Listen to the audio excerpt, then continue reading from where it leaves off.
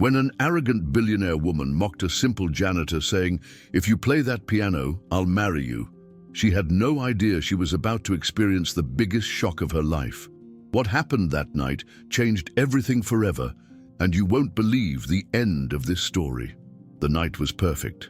The luxurious hotel shimmered with its golden lights, reflecting off the polished marble of the main lobby. It was just another Thursday night for a charity gala, the kind the city's elite loved to frequent. Men in tuxedos and women in expensive dresses circulated through the main hall, champagne glasses in hand, their conversations hushed, about business and trivialities. Michael pushed his cleaning cart through the hallways adjacent to the hall, trying to be as discreet as possible. At 30 years old, he knew the routine of these events well. 5 years of working at that hotel had taught him that, for the elite, employees like him were practically invisible, and he preferred it. That way, fewer problems, less confusion. The cart creaked lightly as he headed for the main hall. There were some abandoned glasses on side tables that needed to be collected before the main speech of the night. Michael adjusted his navy blue uniform, checked that everything was in place, and entered the room with careful steps. The hall was stunning. Crystal chandeliers hung from the high ceiling, casting prisms of light onto the round tables covered with immaculate white tablecloths. Arrangements of white and gold flowers decorated each table, and a small but elegant stage occupied the back of the room. There, a black grand piano awaited the pianist who would perform later. Michael began his work silently, collecting empty glasses and ashtrays. The guests chatted animatedly, oblivious to his presence. It was exactly how he liked it, discreet, efficient, invisible. That's when she appeared. Victoria entered the hall as if she owned the world, and in a way she did. At 30 years old, she had inherited an empire that included hotels, construction companies, and investments across the country. Her blood-red dress contrasted with her dark hair, tied in a perfect bun. Diamonds sparkled on her neck and wrists, each jewel worth more than an entire family's house. She was the main sponsor of the charity event that night. Her presence there was not out of the goodness of her heart, but out of social obligation. Appearances had to be maintained, and donating a few thousands to charity was a small price to pay for a good public image. Michael continued his work, now more attentive to the movements around him. Victoria walked among the guests with a calculated smile, greeting important people and posing for photos. Her voice echoed through the hall whenever she laughed, a loud and artificial sound that drew attention. "Darlings, what a wonderful night," she said to a group of business people. "I hope everyone contributes generously," she continued. "After all, we need to help the less fortunate, don't we?" Michael rolled his eyes internally. He knew this kind of people well. They talked about charity while treating their own employees like garbage. He continued collecting glasses, trying to finish his work in that area quickly. That's when the inevitable happened. Michael was bending down to pick up a glass that had rolled under a table when Victoria, gesticulating animatedly in a conversation, took a step back without looking. The impact was gentle, but enough to unbalance the champagne glass she was holding. The golden liquid flew towards her expensive dress, staining the red silk with drops that looked like golden tears. "What the hell?" Victoria screamed, her face contorting with rage. The entire hall turned to look. "You incompetent, look what you've done!" Michael quickly stood up, his heart pounding. "I'm sorry, ma'am, it was an accident." "I was just an accident," she interrupted, her voice rising an octave. "You've ruined my dress. Do you know how much this costs, you useless man?" The other guests began to approach, forming a circle around the two of them. Some discreetly took photos with their cell phones. Michael felt his face burn with shame. "Ma'am, I can pay for the cleaning," he tried to explain, knowing he didn't have enough money even for a part of her dress. Victoria laughed, but there was no humor in the sound. It was pure cruelty. "You pay with what money, my dear? With your janitor's salary?" The guests' laughter echoed through the hall. Michael felt smaller and smaller, as if he were shrinking before all those judgmental eyes. "Did you all see this?" Victoria addressed the other guests, theatricalizing her indignation. "This man is living proof that some people were born to be invisible, to clean up other people's messes, not to be among real people." "Please, ma'am," Michael murmured, his voice almost disappearing. "Please what?" Victoria was clearly enjoying the situation. "Do you want me to pretend that nothing happened? That people like you have the same value as people like us?" That's when her eyes sparkled with a malicious idea. She looked at the piano on the stage and then back at Michael, a cruel smile forming on her lips. "You know what?" she said, raising her voice so everyone could hear clearly. "If you can play that piano better than a professional pianist, I'll marry you." The hall erupted in laughter. Victoria clapped her hands, delighted with her own joke. "Did you hear that, everyone? The janitor is going to give us a concert." Michael looked at the piano, then at Victoria, then at all those mocking faces around him.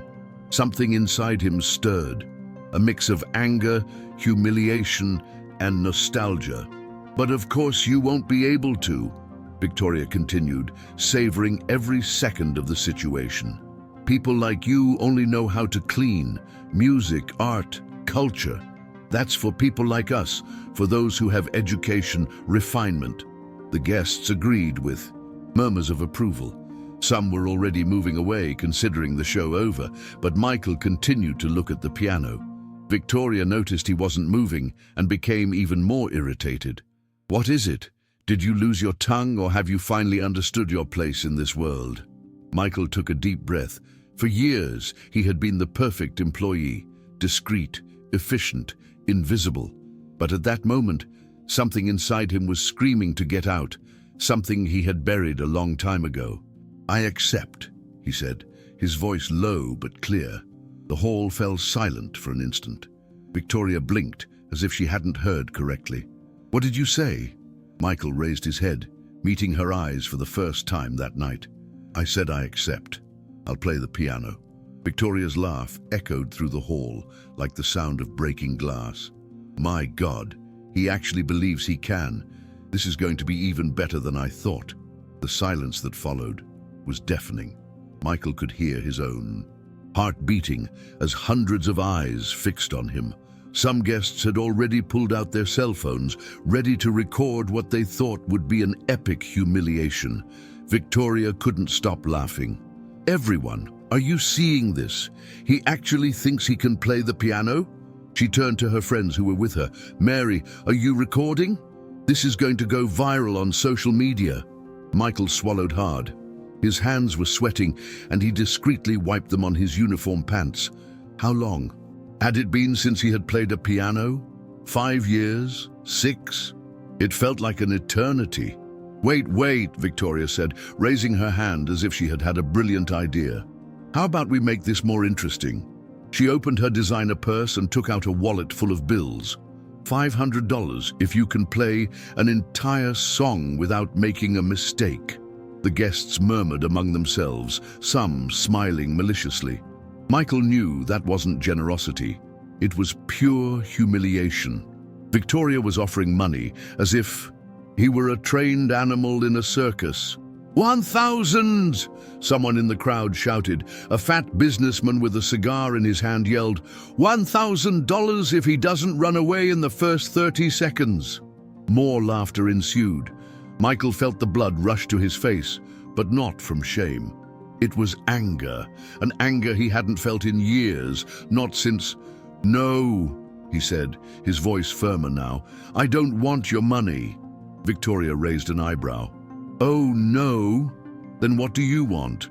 I already said I'd marry you if you play better than a professional. Or would you prefer something more realistic?" "I just want you to keep your word," Michael replied, surprising himself with his own courage. The hall erupted in laughter again. Victoria was practically doubled over with laughter.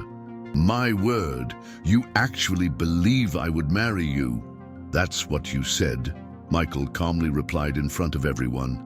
"My dear," Victoria said, wiping away a tear from laughing so hard. "That was a joke. I would never marry someone like you. But let's have some fun. Play your 3 notes, we'll take some photos for Instagram, and then you can go back to your cleaning cart. How about that?" Michael began to walk towards the piano. Each step felt heavy, as if he were walking through thick water. The guests opened up a human corridor between him and the instrument. "Look, he's actually going to try." Victoria was having a great time. "Someone tell the pianist we hired he's going to want to see this." Michael stopped in front of the piano. It was a beautiful instrument, a Steinway & Sons Model D. The keys gleamed under the chandelier's light, each one perfectly aligned. He gently extended his hand and touched the lid, feeling the polished wood under his fingers. "What are you waiting for?" Victoria provoked. "Divine inspiration." Michael turned to look at her, his face completely serious for the first time that night. "What song would you like to hear, Mum?" The question caught Victoria by surprise. She expected him to simply try to play some simple tune and be humiliated. "What did you say?" "I asked, what song would you like to hear, Ma'am?" Michael repeated, his voice strangely calm. Now, Victoria exchanged glances with her friends. This wasn't going as she had expected. The janitor should have been trembling with fear, begging to get out of there. Instead, he seemed confident. "Anything," she said, trying to regain control of the situation. "Just play Happy Birthday. That'll be good enough." More laughter from the audience. But Michael didn't laugh. He just nodded and pulled up the piano bench. The leather was soft and well cared for. He adjusted himself, set the height of the seat, and placed his hands on the keys. For a moment, the hall was silent. Even the laughter stopped. Everyone was waiting to see the spectacle of humiliation that was about to unfold. Michael closed his eyes. For a moment, he was no longer in that luxurious hotel, surrounded by cruel people. He was back in his 20s, in a small conservatory with his professor whispering in his ear, "Feel the music, Michael. Don't think about the keys. Feel the music." His hands found the keys as if they had never been separated from them. He opened his eyes and looked directly at Victoria. "This one's for you, ma'am," he said, and began to play. The first notes filled the hall like a gentle wave. Michael started with something simple, a melody everyone recognized immediately. But there was something different. Each note came out crystal clear, perfect, loaded with an emotion no one expected. The hall fell into absolute silence. The laughter stopped, the murmurs ceased, even the waiters circulating with trays stopped to listen. Victoria felt a chill in her stomach. This wasn't right. The janitor shouldn't be able to play like this. No one expected him to actually know music. But Michael didn't just know music. He was music. His hands danced over the keys with an elegance that brutally contrasted with his simple work uniform. Every movement was precise, controlled, but at the same time full of passion. The simple song he had started began to transform. Michael added complex harmonies, variations that showed a deep knowledge of music theory. What had started as a familiar melody was becoming something unique, something of his own. Some guests exchanged worried glances. This wasn't what they had expected. This wasn't amusement at the expense of a poor man. This was art. Victoria clenched her fists. How dare that man play like that? How dare he be good at it? People like him shouldn't have talent, shouldn't have dreams, shouldn't be anything other than what she said they were. But Michael kept playing, oblivious to the looks of surprise and discomfort around him. For him, at that moment, there was only the music, and the music was freeing him from 5 years of silence. Michael finished the first song with a gentle cadence that echoed through the hall like a sigh. The silence that followed was different from the previous one. It wasn't mocking anticipation, it was genuine astonishment. He didn't lift his eyes from the piano. Instead, without pausing, he launched into a second piece. This time, he chose something more complex, a sonata that required advanced technique and years of practice to be performed correctly. Michael's fingers flew over the keys with a dexterity that mesmerized the audience. Every note came out perfect. Every musical phrase told a story. It wasn't just technical execution. It was a high-level interpretation, the kind of performance one would only expect to find in the best concert halls in the world. Victoria felt as if the ground were opening up beneath her feet. This couldn't be happening. The janitor, the man she had humiliated just minutes before, was playing with a mastery she had only seen in concerts that cost thousands of dollars to attend. "My God," one of the guests whispered, an older woman Michael recognized as the wife of a famous businessman. "He plays like a virtuoso." The word virtuoso echoed among the attendees in low murmurs. Cell phones that had been raised to record a humiliation were now capturing something completely different. Some guests began to move closer to the piano, drawn by the music as if by a magnet. Michael felt every fiber of his being coming back to life. It was as if he had been sleeping for years and had finally woken up.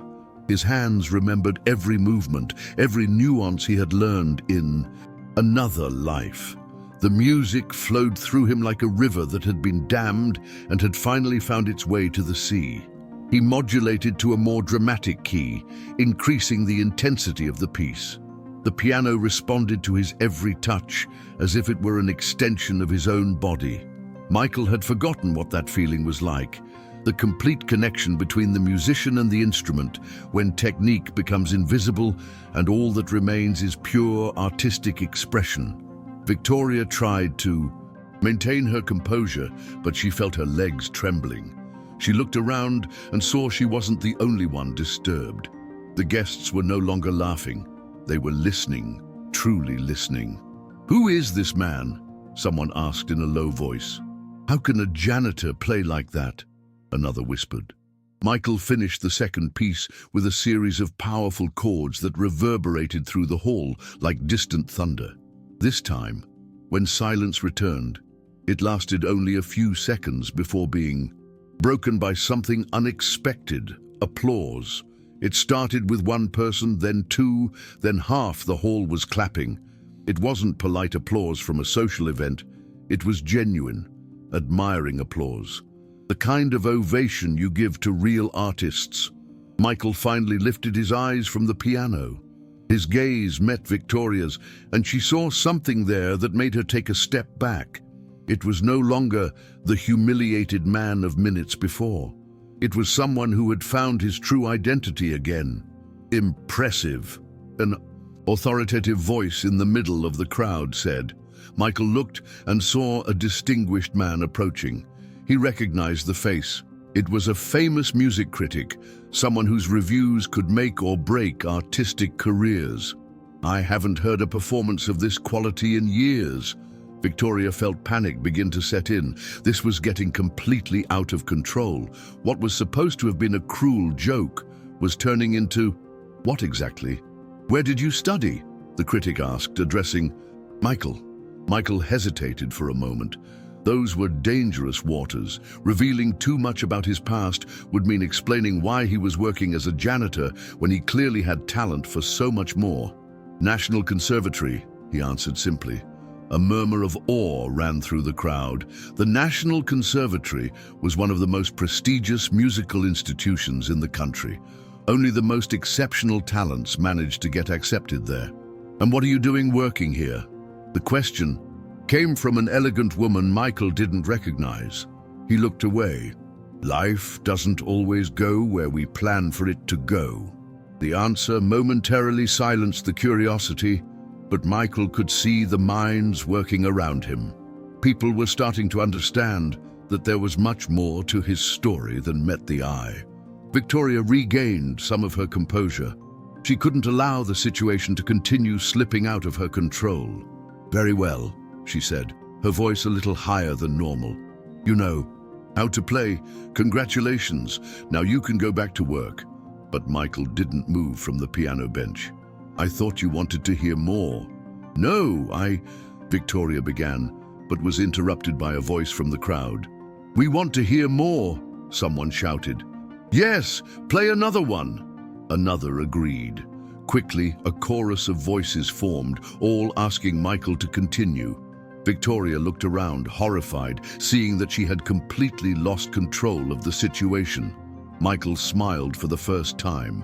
That night, it wasn't a smile of mockery or triumph, it was a smile of pure joy, the smile of someone who had rediscovered something he thought he had lost forever. "How about something more challenging?" he asked, looking directly at Victoria. She knew she should say no, should end it right there, but with so many people around all waiting, she felt cornered. "Do whatever you want," she murmured. Michael nodded and placed his hands on the keys again. This time he chose one of the most technically complex pieces in the classical repertoire. It was a composition that few pianists in the world could execute perfectly. The first notes came out like raindrops, delicate and precise. Then, like a storm forming on the horizon, the music began to grow in intensity and complexity. Michael attacked the most difficult passages with an ease that left even the music critic speechless. His hands moved over the keyboard as if they were dancing. Impossible leaps between octaves, scales that went up and down like sonic roller coasters, chords that required independent fingers working in different rhythms simultaneously. Everything was executed with a perfection that bordered on the supernatural. Victoria felt as if she were witnessing her own humiliation in slow motion. Every note Michael played was a slap in her arrogance. Every musical phrase was a reminder of how she had completely underestimated that man. The crowd was completely mesmerized. Some had tears in their eyes. Others were recording with their cell phones, but not to mock, but to capture something extraordinary they were witnessing.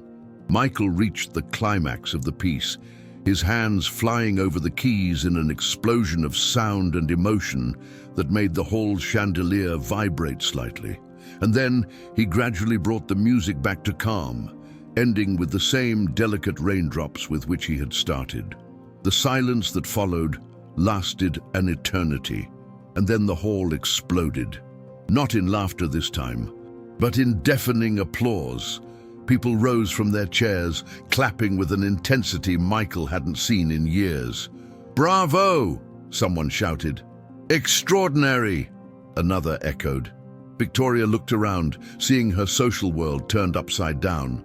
The man she had called invisible was receiving a standing ovation from the same elite who minutes before had laughed at him. And worst of all, she had promised to marry him if he played better than a professional, and everyone had heard that promise. The applause still echoed through the hall when Michael finally got up from the piano bench. His legs were trembling, not from nervousness, but from the adrenaline rushing through his veins. It had been so long since he had felt this way, alive, complete, himself. "Unbelievable," the music critic murmured, shaking his head in admiration. "Simply unbelievable. How is it possible that a talent of this magnitude is—" He stopped, realizing the delicacy of the situation. Victoria tried to regain her composure, but her hands were visibly trembling. She grabbed a champagne glass from a passing tray and drank it in one gulp. She needed time to think, to find a way out of that impossible situation. "Excuse my curiosity," an elegant lady said, approaching Michael, "but I'm sure I've seen you somewhere. Your face is familiar to me." Michael felt his blood run cold. That was exactly the situation he had been avoiding for 5 years, being recognized, having to explain, reliving everything all over. "Again, I think you're mistaken, ma'am," he replied politely, starting to move away from the piano. But the woman didn't give up. No, I'm sure. You used to play in concerts, didn't you? A few years ago." Her eyes lit up with recognition. "My God, you're Michael Jones, the pianist." A deadly silence spread through the hall. Michael closed his eyes for a moment, knowing there was no turning back. His past had caught up with him. "Michael Jones?" another guest repeated, an older man with gold-rimmed glasses. I remember, you were considered one of the greatest talents of the new generation. You played at the City Theatre when you were only 22. My God, it's true, another person exclaimed. I was there that night. It was extraordinary, but then you just disappeared. Michael could feel all eyes on him. The same elite who minutes before had laughed at his condition now looked at him with a mixture of confusion and curiosity. How had a renowned pianist become a janitor? Victoria felt as if she were watching a horror movie. With each revelation, her situation got worse. He wasn't just a talented janitor, he was a recognized professional musician. Her marriage promise was becoming more real with every passing second. Why did you stop playing? Someone from the crowd asked. Michael looked at the floor. Even after all these years, it still hurt to talk about it. Some things in life are more important than dreams, he answered simply. But his answer only increased the curiosity. People began to move closer, forming a circle around him. Michael felt like a cornered animal. That's when a familiar voice cut through the air. I remember the story. Everyone turned to see who had spoken. It was Mrs. Rose, the hotel's longest-serving housekeeper. She had worked there for over 20 years and knew all the secrets, all the stories. Michael looked at her with a plea in his eyes, silently begging her not to tell everything.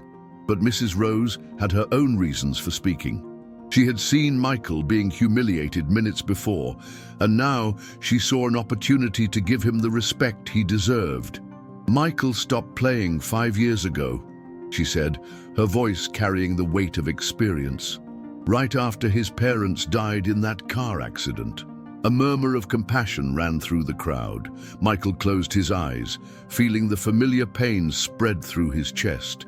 He was an only child, and they had spent everything they had to pay for his music studies. Mrs. Rose continued. When they died, Michael discovered the family was in a lot of debt. He sold everything he had, including his piano, to pay the creditors. The people listened in hushed silence. Even Victoria had stopped trying to find an escape and was paying attention to the story. But he could have kept playing, someone said. He could have gotten sponsorship, gone back to the stage. Mrs. Rose shook her head. You don't understand. Michael didn't stop just because of the money. He stopped because the music reminded him too much of his parents. Every note he played was a tear for them. Michael felt tears burning his eyes. After 5 years of hearing that story told, it still hurt like the first day.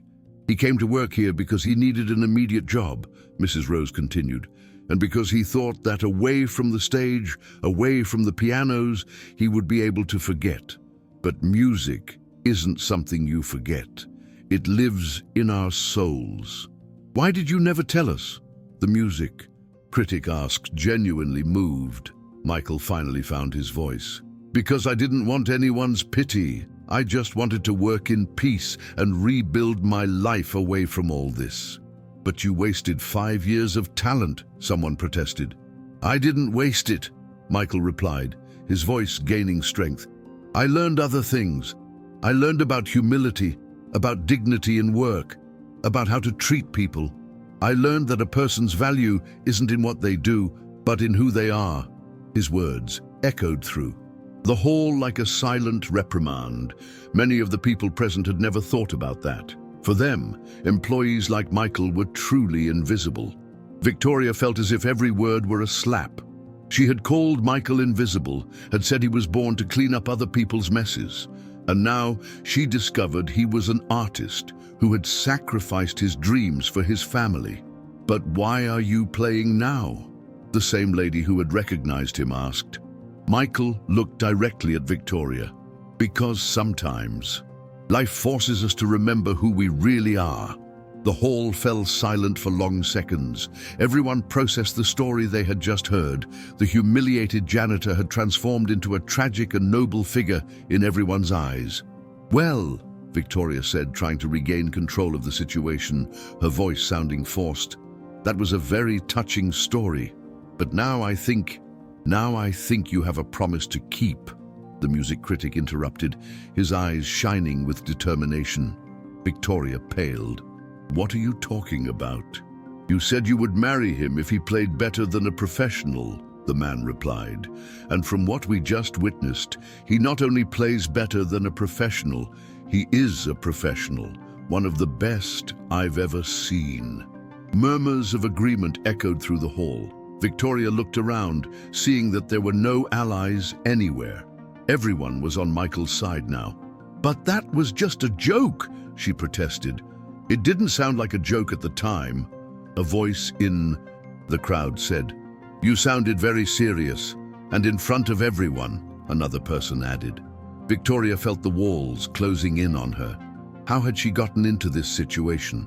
How had a simple accident with a champagne glass turned into this nightmare? Michael watched her in silence. He could see the desperation in her eyes, the panic setting in. Part of him felt a dark satisfaction, seeing her face the consequences of her cruelty. But another part, the part that had learned about compassion during those 5 years, felt something different. "Maybe we should clarify the terms of this promise," he said calmly. Everyone turned to look at him, surprised, Victoria included, with a mixture of hope and distrust in her eyes. "After all," Michael continued, "marriage is too serious to be decided by a bet." Michael's words brought a momentary relief to Victoria's face, but this relief lasted only a few seconds. The crowd around them didn't seem willing to let the matter die so easily. No, the fat businessman who had made bets earlier protested. "A promise is a promise, especially when made by someone in your position, Victoria." "Exactly," an elegant woman agreed. "You can't just go back on it now. It would be cowardly." Victoria looked around the hall, seeing that the situation was completely escaping her control. The same guests who minutes before had laughed with her were now pressuring her to keep a promise she never imagined she would have to honor. "People, please," she tried to argue, her voice rising an octave. "You can't be serious. I'm Victoria. You really think I would marry with—" "What?" Michael asked calmly, interrupting her. "With a janitor, with someone you consider inferior." The silence that followed was awkward. Victoria realized she had fallen into a trap of her own words. "That's not it," she said quickly. It's that you consider us trash," Michael finished. His voice was calm but full of wounded dignity. "People who were born to be invisible, as you said." The guests exchanged uncomfortable glances. Many of them had employees at home, maids, drivers, gardeners. Michael's words made them question how they treated those people. That's when someone shouted from the back of the hall, "Someone filmed everything!" Everyone turned to see a young man with a cell phone in his hand, a malicious smile on his face.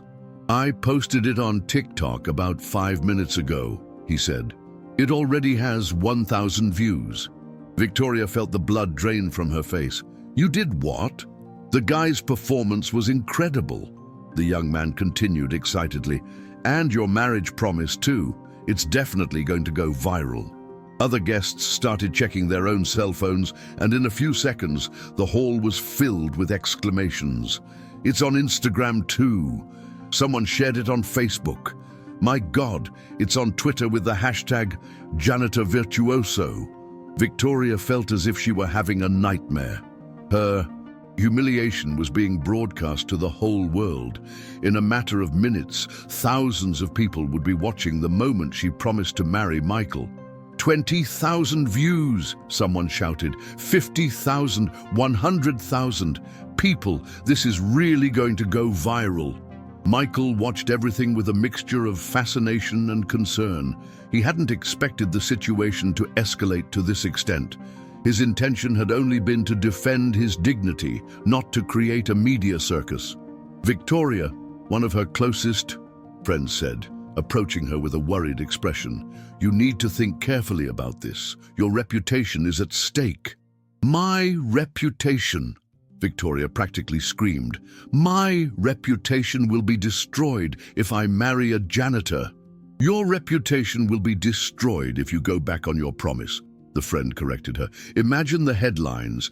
Arrogant billionaire humiliates worker and doesn't keep her word. Do you want to be known as someone who doesn't honor her commitments?" Michael could see the internal war happening in Victoria's mind. She was cornered between her arrogance and the social consequences of her actions. 200,000 views. The young man with the cell phone announced, "It's on television!" Someone who had just received a call shouted. The news channel picked up the video. Victoria felt her legs weaken. This couldn't be happening.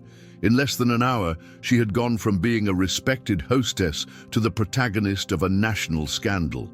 "Maybe," Michael said, his voice cutting through the chaos, "we should have a private conversation." Everyone turned to look at him, Victoria too, with an expression of desperation in her eyes. Would you do that?" she asked, her voice almost a whisper. "I think we've caused enough of a spectacle for one night," Michael replied diplomatically. Victoria nodded quickly. Anything was better than continuing to be the center of attention in that humiliating situation. "Very well," the music critic said, clapping his hands to get attention. "How about we give them some privacy to resolve this matter?" But the crowd didn't seem willing to disperse. Everyone wanted to see how that story would end. 500,000 views! The young man with the cell phone was practically shouting with excitement. "This is history in the making, folks." Michael extended his hand to Victoria. "Let's go." She looked at his hand for a long moment. 5 years ago, she would never have imagined touching a janitor's hand. Now, that hand seemed like her only salvation. Hesitantly, she took Michael's hand.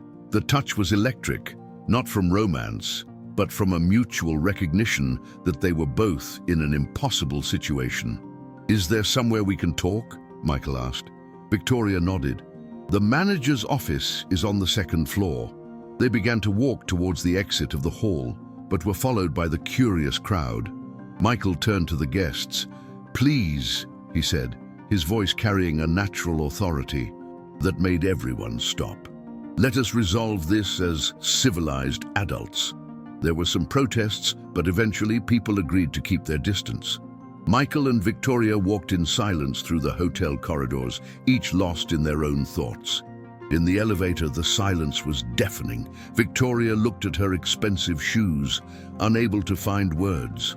Michael watched the numbers go up, thinking about how his life had completely changed in less than 2 hours. 1 million views, Victoria murmured, looking at her own cell phone. My God, 1 million people saw that. Michael didn't answer. He knew that numbers were the least of his worries at that moment. When they reached the manager's office, Victoria closed the door behind them and leaned against it as if to create a barrier between them and the outside world. "So," she said, her voice trembling, "what do we do now?" Michael sat in one of the armchairs in front of the desk. "That depends on you." "On me?" Victoria laughed bitterly. "You just destroyed my life, and now you say, it depends on me." "I didn't destroy anything," Michael replied calmly.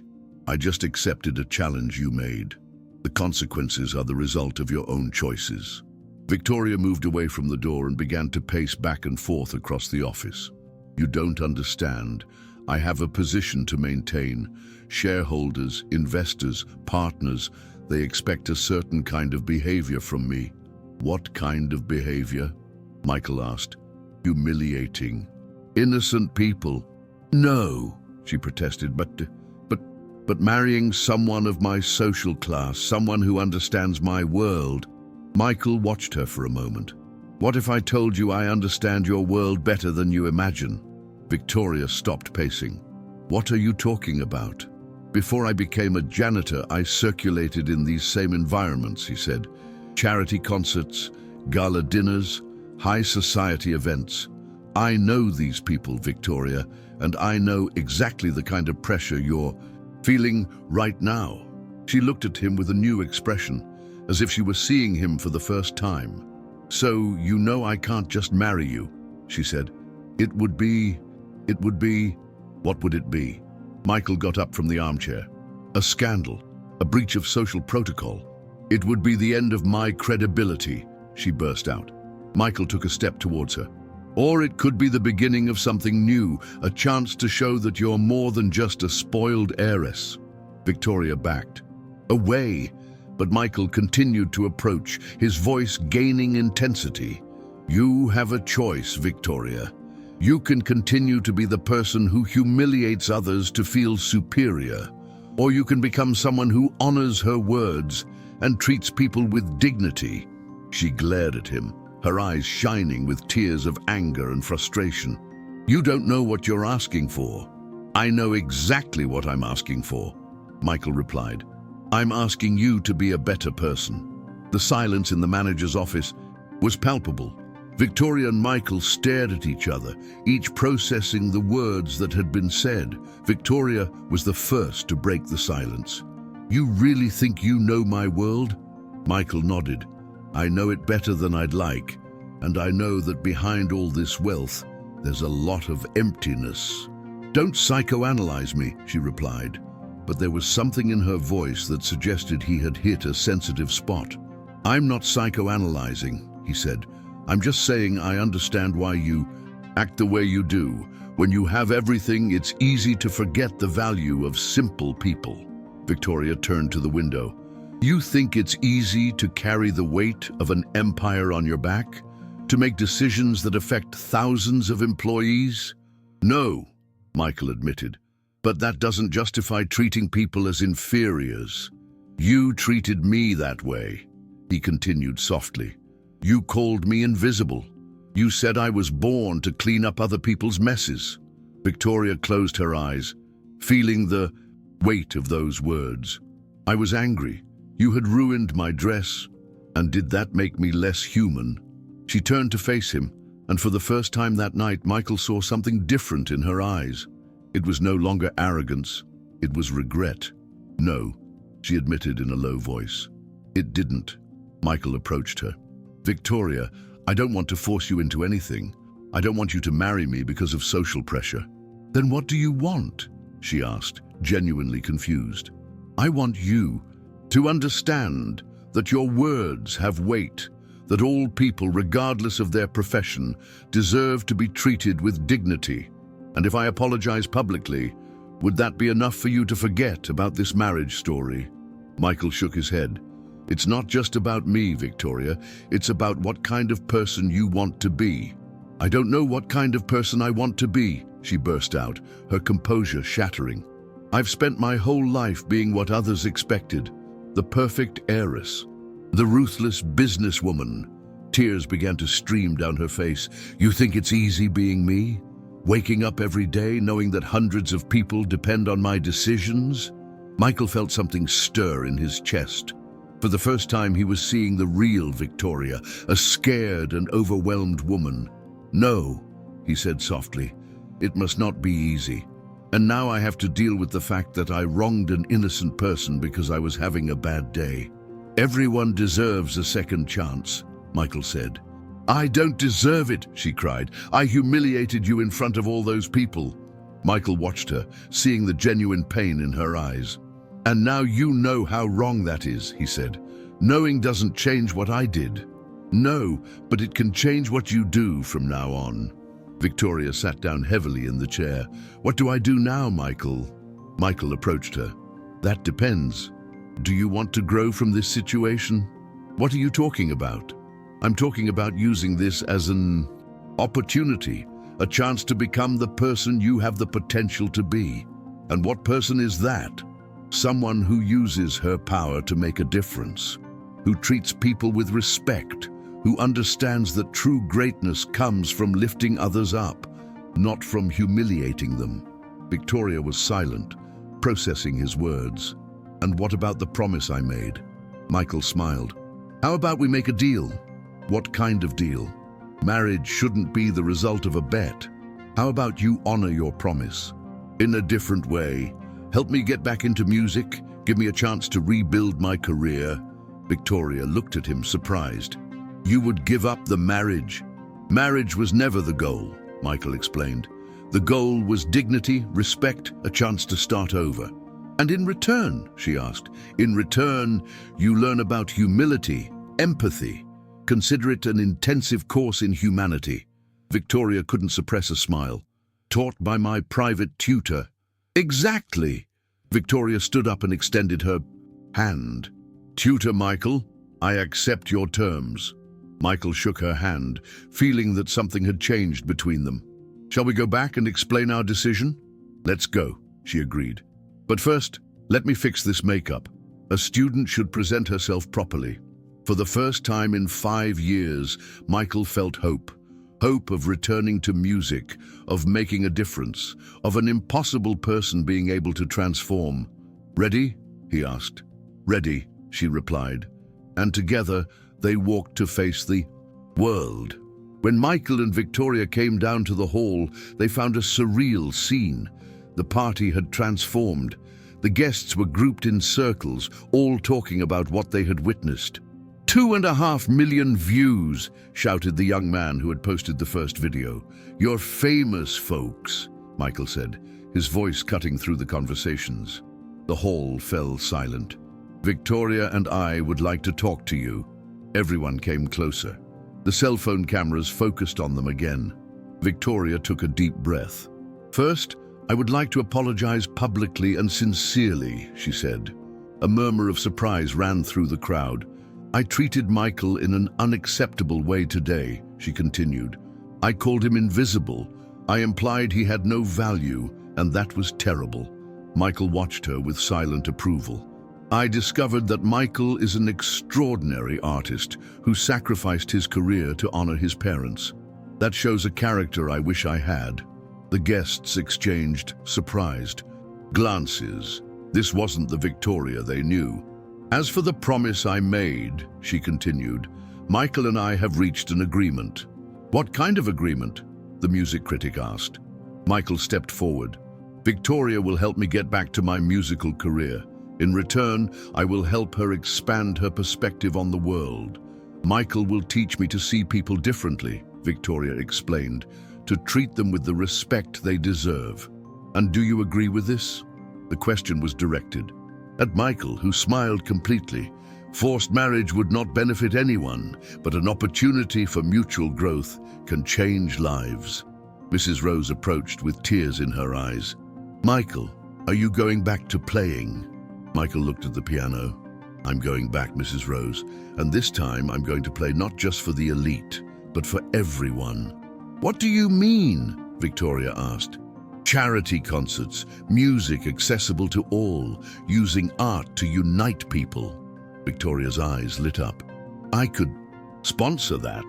Slow down, Michael laughed. First, you need to learn to talk to employees without calling them invisible. Victoria blushed, but laughed too. The music critic approached. Michael, I would like to write about your story. As long as it includes Victoria's transformation too, Michael replied. It's the story of 2 people who helped each other become better. 3 million views, the young man shouted. Victoria looked around, seeing the faces of the guests. They were no longer mocking. They were interested. Some were moved. There's one more thing I'd like to do, she said. Victoria turned to Mrs. Rose. How many years have you worked here? 23 years, Ma'am. And in all those years, did I ever greet you by name? Did I ask about your family? Ma'am, The answer is no, isn't it? I treated you like furniture, Mrs. Rose, Victoria said, extending her hand. It's a pleasure to meet you. Truly this time. Mrs. Rose shook her hand with tears. In her eyes, the pleasure is mine. Call me Victoria and tell me about your family. Other employees approached, initially hesitant, then confident, seeing that Victoria was genuinely interested. You know, the fat businessman said, I also treat my employees badly. I never thought about it until I saw how horrible it was when it happened to you. It's never too late to change, Michael replied. Could you teach me too? Other voices joined in, asking to learn about treating people better. How about a group, weekly meetings to discuss more humane work environments, Victoria offered. I have an auditorium, and I'll help with the music, Michael added. Music unites people. Victoria walked to the stage and picked up the microphone. "May I have your attention, please?" she said. "Today I learned that true greatness doesn't come from how much money you have. It comes from how you treat people." Applause echoed through the hall. Michael taught me that everyone has value. Everyone deserves respect, and I promise I'll spend my life trying to be worthy of that lesson, she said. She looked at Michael. "Thank you for giving me a second chance." The hall erupted in applause. Michael went up to the stage and sat at the piano. "This last song is for all of us," he said, "for second chances and for the hope that we can always be better." He began to play an original melody inspired by the events of the night. It was a song about redemption, about improbable encounters, about how an accident can change lives. Victoria stood beside the piano, no longer the arrogant billionaire, but a woman who had discovered she had a lot to learn about being human. When the music ended, Michael and Victoria knew they had found something rare, a second chance to be who they really could be, and the whole world was watching. In the end, what touched people the most wasn't the music. It was the reminder that all of us have value, even when the world tries to silence us. If this story moved you, leave a like. This helps more people see the video. Comment below. Have you ever felt invisible in your life? Your voice can inspire someone. And of course, subscribe to the channel for more stories that prove dignity has no uniform, it has courage.